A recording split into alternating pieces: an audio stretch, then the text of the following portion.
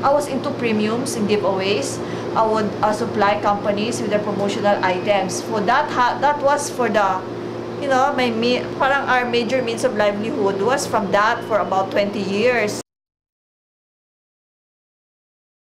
Dumarating sa punto na minsan yung araw, yung gabi ginagawa mo araw dahil sa pangangailangan, lalo na may mga estudyante kami pinaparal. Simula po ang business noong December 1, 2001 as a hobby. So, kasi nung tuloy tayo, meron kami mga kaibigan na tuwing weekend, nandun kami sa mga farm. So, nainggit ako.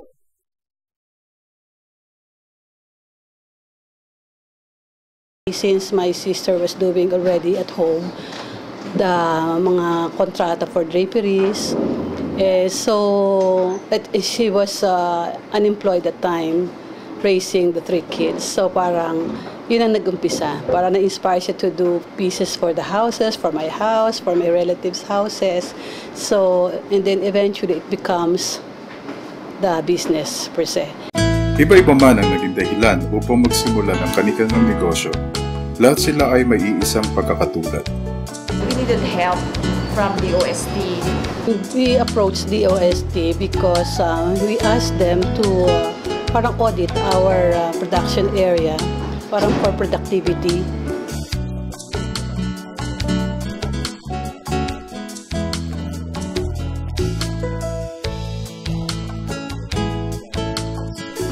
Nakapagbanggit sa akin na tumutulong yung DOST sa mga kagaya namin, yung mga small and medium scale entrepreneur. Ang DOST-NCR ay masasabing isa sa may pinakamalaking impluwensyang na ibabahagi sa mga maliliit na negosyo tulad ng King Loy's Enterprise, Pinky's Goodies, Giel's Apiary and Meadery, at Danilin's Furniture. Nag-umpisa to sa maliit lang, tapos isang empleyado, hanggat sa nagdagdag ng ulit pa isa-isa.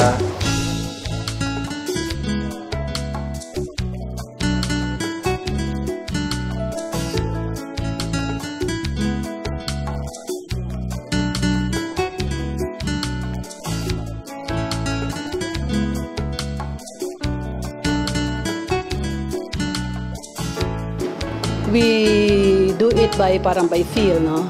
Feel lang.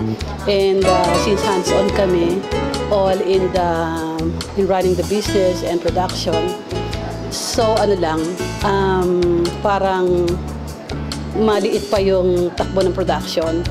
Sa pamamagitan ng setup program ng ahensya, nabiyayaan ng mga katulad nilang negosyo ng iba't ibang tulong buhat sa pamahalaan. Mula sa maliit na negosyo sa kanyang sariling kusina sa tulong ng DOST-NCR, nahikayat si Pinky na mamuhunan upang mapalaki ang kanyang negosyo. So, I approached DOST. So, tama-tama lang because it came at the proper time na we were here expanding and then tinuruan kami how to do things right. Ganon din ang naging karanasan ng Danilin's. We were able to get advices or consultancy on what equipments or machinery that will fit the need of our operation. Dahil naman sa tumataas na demand para sa kanyang naiibang timpla, ang maliit na palapukyutan ni Luke ay isa na ngayon matatag na paggawaan ng alak.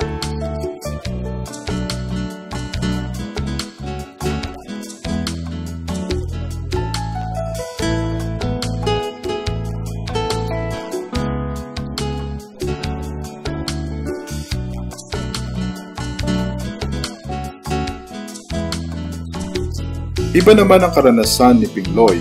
Dati na siyang namumuhunan, ngunit sa pagdaan ng bahang dulot ni Undoy, natagpuan niya ang kanyang negosyo na walang materyales at kagamitan sa paggawa. So it's just so timely na nung na-approve kami ng DOST, dumating yung fund namin.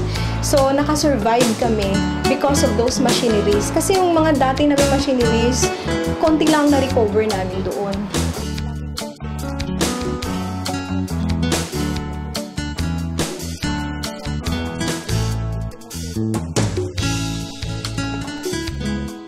Years ago, ang performance ng sales namin hindi ganun kalaki. Pero nung nabigyan kami ng mga setup program, na-assist kami ng DOST, yung quality ng product namin nag-improve. Malaki ang pagbabago.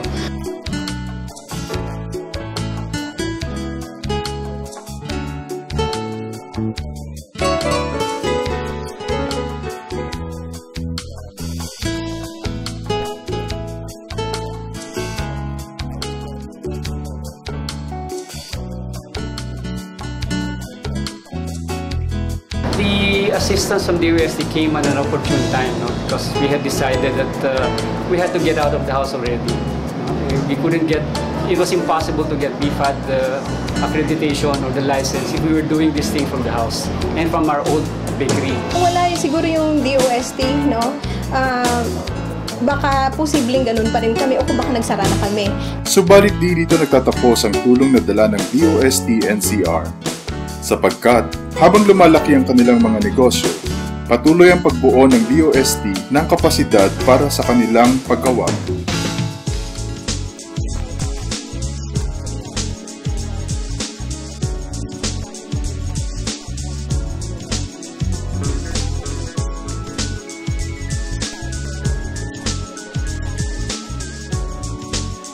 Ang Setup o Small and Medium Enterprise Technology Upgrade Program ay itinatag sa ilalim ng Department of Science and Technology o DOST upang tugunan ang pangangailangan pang-agham sa negosyo.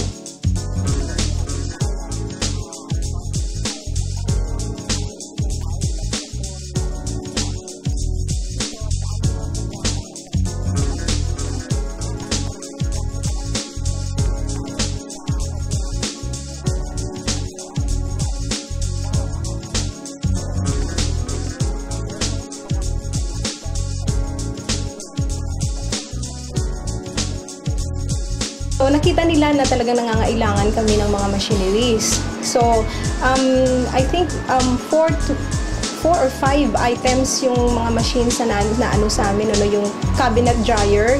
So, tapos yung planetary mixer. And then, yung dough roller. Tapos yung mga bistay namin. Kasi, dati, we were using yung kawayan ng nabistay. And then, yun yung suklog pa din namin. Yung suklog kasi pag ini-steam mo siya, dati yung isa lang yung suklog namin.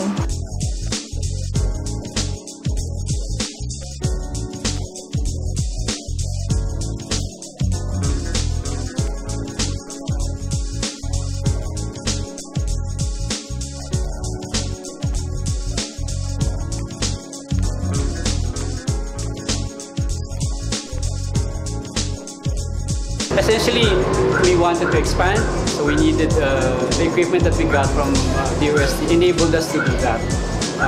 We got a new chiller to store our temperature-sensitive ingredients. We had a new oven. The oven is wonderful. Yung mga items na nakuha namin from DOST setup, ito, kagaya nito, this is yung circular. Nakuha namin na yung ating lift o yung hoist. Another item yung aming dust collector. Yung isa nasa finishing area namin, yung painting booth o spray painting booth. Dati wala kaming jointer. Ang jointer namin improvised din. We were able to meet the accuracy sa cutting. Dati rin wala rin pala kaming o maliliit lang yung aming ginagamit na mga compressor. Ngayon, with the use of bigger and much powerful compressor, nakakagamit na rin kami ng sander. Layon ng setup na mabigyang tulong ang maliliit na namumuhunan sa pamamagitan ng mga mahalagang training, pagbili ng makabagong kagamitan, pagbuo ng tamang sistema sa paggawa, pagbawas ng tapon, pagpapataas ng antas sa produkto, at pagpapataas ng productivity ng isang pagawaan.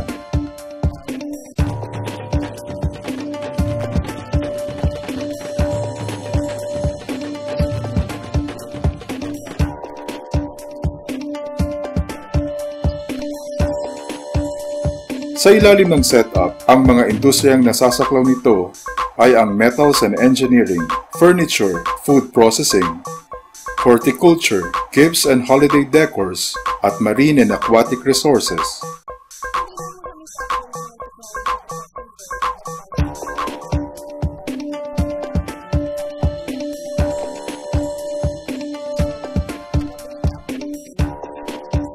Lahat ng namumuhunan na nasa ilalim ng mga nabanggit na industriya ay maaaring mag-apply.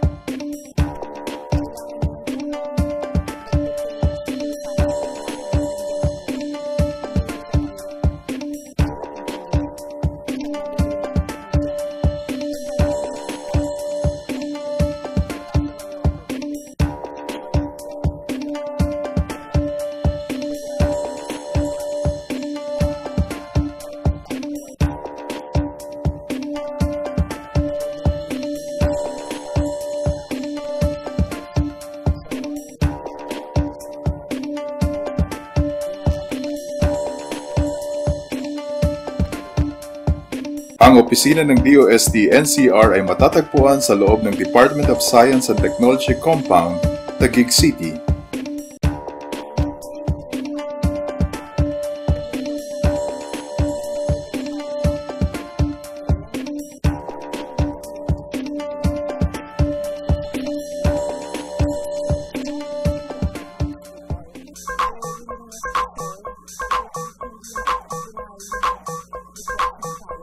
Kaya nga lubos ang pasasalamat ng mga negosyong nabiyayaan ng tulong mula sa DOST-NCR.